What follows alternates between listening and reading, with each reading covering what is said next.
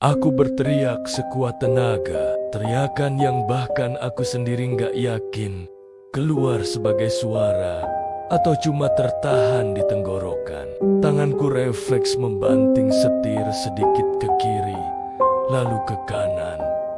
Hampir saja mobil keluar jalur. Kakiku tetap menekan pedal gas tanpa mikir panjang. Satu-satunya naluri yang tersisa cuma keinginan untuk menjauh. Menjauh sejauh mungkin dari apapun yang barusan kulihat di spion. Jantungku berdebar kencang sampai terasa sakit, seperti mau meloncat keluar dari dada. Nafasku pendek-pendek, panik, dan dadaku naik turun tidak beraturan. Entah bagaimana caranya, lampu mobil yang sempat mati itu tiba-tiba menyala lagi. Terang, terlalu terang, sampai mataku harus berkedip beberapa kali. Dalam sepersekian detik itu, suara tangis yang sebelumnya begitu dekat perlahan mengecil, seperti ditarik menjauh oleh sesuatu yang tidak bisa kulihat. Bukan langsung hilang, tapi memudar sedikit demi sedikit, meninggalkan dengung aneh di telingaku. Seperti setelah mendengar suara keras terlalu lama, aku tidak berani melihat spion lagi. Aku takut kalau bayangan itu masih ada di sana, duduk diam, menatapku dari jok belakang. Aku memilih menatap lurus ke depan, ke jalan kosong yang diterangi lampu mobilku sendiri. Setiap bayangan di pinggir jalan terlihat seperti sosok berdiri. Setiap pantulan cahaya membuatku refleks menahan napas. Beberapa detik kemudian, aku melihat papan penunjuk jalan di pinggir aspal. Angkanya jelas terbaca saat lampu mobil menyinari permukaannya yang sudah agak kusam. KM ke-38. Saat itulah aku baru sadar kalau selama ini aku menahan napas. Dadaku terasa sakit ketika aku akhirnya menarik napas panjang, seolah baru saja muncul ke permukaan setelah tenggelam terlalu lama. Tanganku masih gemetar di setir, tapi setidaknya satu hal jelas, aku sudah melewati titik itu. Aku tidak memperlambat mobil, bahkan setelah merasa sedikit lebih aman, aku tetap melaju dengan kecepatan tinggi. Aku tidak berhenti, tidak menepi, tidak peduli kalau bensin tinggal sedikit. Aku hanya ingin sampai rumah. Jalanan terasa lebih panjang dari biasanya, seperti sengaja dipanjangkan oleh malam. Setiap lampu rumah penduduk yang kulalui terasa seperti penanda kecil bahwa dunia nyata masih ada, bahwa aku belum sepenuhnya sendirian. Saat akhirnya mobilku masuk ke halaman rumah, lututku terasa lemas. Aku mematikan mesin dan duduk diam beberapa detik, mendengarkan keheningan. Tidak ada tangisan, tidak ada bisikan, hanya suara serangga malam dan detak jantungku sendiri yang perlahan mulai tenang. Aku menghela napas panjang, lalu membuka pintu mobil. Udara malam terasa lebih dingin dari biasanya, tapi aku justru merasa sedikit lega. Aku masuk ke dalam rumah dan mengunci pintu rapat-rapat, bahkan memeriksa 2 kali apakah banner-banner terkunci. Aku menyalakan semua lampu dari ruang tamu sampai dapur. Malam itu aku tidak langsung tidur. Aku duduk di sofa cukup lama, mencoba menenangkan pikiran sambil meyakinkan diri sendiri bahwa semua yang terjadi hanyalah efek kelelahan dan sugesti. Akhirnya, menjelang subuh, aku tertidur dengan pakaian masih lengkap. Pagi harinya, sinar matahari membuat semuanya terlihat normal lagi. Rumahku tampak sama seperti kemarin. Tidak ada tanda-tanda aneh. Perasaan takut semalam terasa agak memudar, meski masih meninggalkan bekas yang tidak nyaman. Aku mencoba menertawakan diriku sendiri, merasa mungkin Aku terlalu banyak mendengar cerita horor.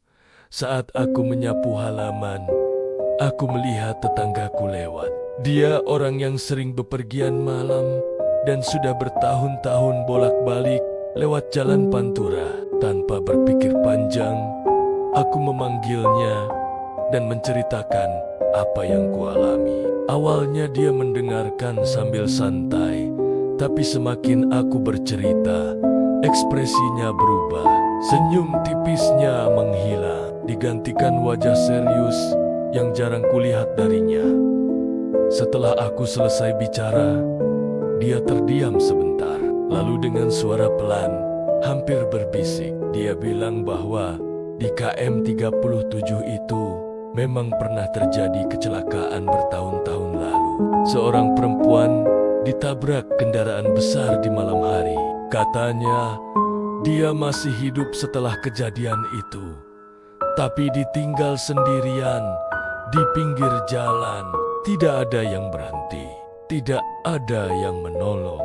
Dia menangis minta tolong, sampai akhirnya meninggal di tempat. Banyak yang dengar suaranya, kata tetanggaku.